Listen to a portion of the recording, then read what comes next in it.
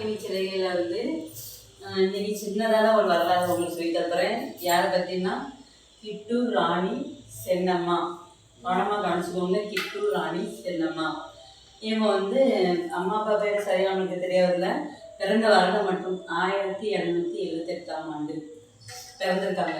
இவங்க வந்து நம்ம கிட்டூரில் பிறந்திருக்காங்கம்மா. அவங்களுக்கு கல்யாணம் முடிச்சு கொடுத்தது வந்து கர்நாடகத்தில் வந்து பெல்கம் என்ற ஊரில் வந்து அரசரான முல்லா சர்ஜா பேர் வச்சுருக்க முல்லா சர்ஜா பெல்கம் நகர் கர்நாடகத்தில் அவங்களுக்கு கல்யாணம் முடிச்சு கொடுத்துருக்காங்க. கல்யாணம் முடிச்சு கொடுத்தோடனே இவங்க என்ன கர்நாடக நாட்டு மருமகளாக போயிட்டாங்க. அப்போ வந்து இந்த ராணி சென்னம்மா வந்து சின்ன வயசுலேயே நம்ம வேலுனா சேர மாதிரி தான். குதிரை ஏற்றம், வாழ்வீச்சு, அப்புறம் போர் பண்ணுறது எல்லாமே சின்ன வயசுலேயே கற்றுக்கிட்டு ரொம்ப தைரியமாக வீரமாகவே வளர்த்துருக்காங்க. இப்போ வரலாறுல பூர்வமே என்ன பார்த்தீங்கன்னா சின்ன வயசுல இருந்து எல்லாருமே வாழ்வீச்சு, அதுக்கப்புறம் குதிரை ஏற்றம், அப்படி நிறைய விஷயங்கள் சின்ன வயசுலேயே தன்னம்பிக்கையோடு வளர்த்துருக்காங்க.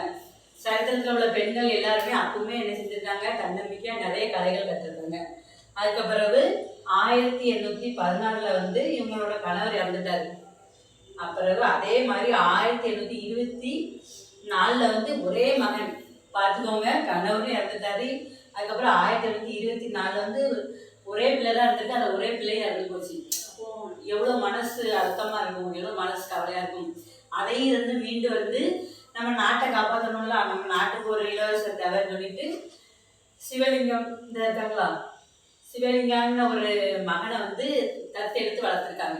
இந்த தத்தெடுத்து வளர்த்தது வந்து இந்த ஆங்கிலேயர்களுக்கு வந்து இப்போ என்னென்னா, ஆங்கிலேயர் என்ன பண்ணுவாங்கன்னா, ஒரு நாட்டில் வந்து வாரிசு இல்லைன்னா உடனே அவங்க அபகரிச்சிடணும். போய் வந்து அந்த அரசை வந்து நம்மளுக்குள்ள உடனே ஆக்கிவிடணும் அப்படின்னு நினைப்பாங்களா. அப்போ இதை வந்து தத்தெடுத்து வளர்த்தது வந்து இவங்களுக்கு விருப்பமே இல்லை.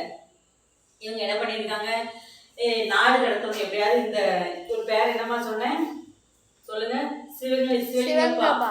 இவரை வந்து நாடு கடத்தணும் அப்படின்னு சொல்லிட்டு இந்த ஆங்கிலேயர் வந்து என்ன பண்ணியிருக்காங்க, ஆணையிட்டிருக்காங்க. இதை வந்து இந்த சென்னம்மாள் வந்து மதிக்கவே இல்லை. இந்த ஆங்கிலேயரை வந்து எதிர்த்து போரிட்டு இருக்காங்க.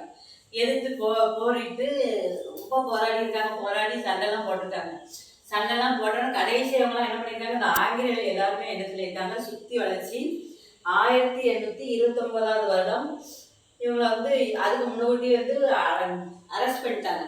அரெஸ்ட் பண்ணி சிறையில் வச்சுருக்காங்க. எந்த இடத்துல வச்சுருக்காங்கன்னா பெல் பொங்கல் அப்படிங்கிற வந்து கோட்டையில் வந்து அரெஸ்ட் பண்ணியிருக்காங்க. சென்னம்மாவை வந்து அங்கே அரெஸ்ட் பண்ணி வச்சுட்டு அதுக்கப்புறம் இவங்களும் எவ்வளவோ எதிர்த்து போராடி பார்த்துட்டாங்க. ஒன்றும் முடியல.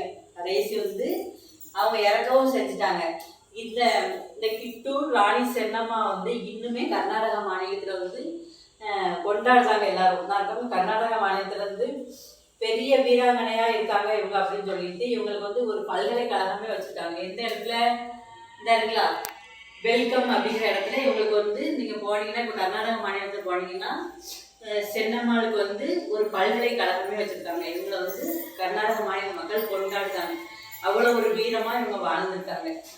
கணவன் இறந்தாச்சு, மகனை இறந்தாச்சு. அப்போ நம்ம நாட்டை காக்கிறதுக்கு இன்னொரு பிள்ளையை தத்தெடுத்து வளர்த்துருக்காங்க. அது ஆங்கிலேயருக்கு பிடிக்காம அவங்க சண்டை போட்டிருக்காங்க. எவ்வளவோ முயற்சி பண்ணி ஃபைட் பண்ணியிருக்காங்க. கடைசியாக அவங்க என்ன பண்ணியிருக்காங்க, சிறை பிடிச்சி அவங்களே போட்டுட்டாங்க. இன்னமும் இவங்க வந்து கர்நாடக மாநிலத்தில் கொண்டாடப்படுறாங்க.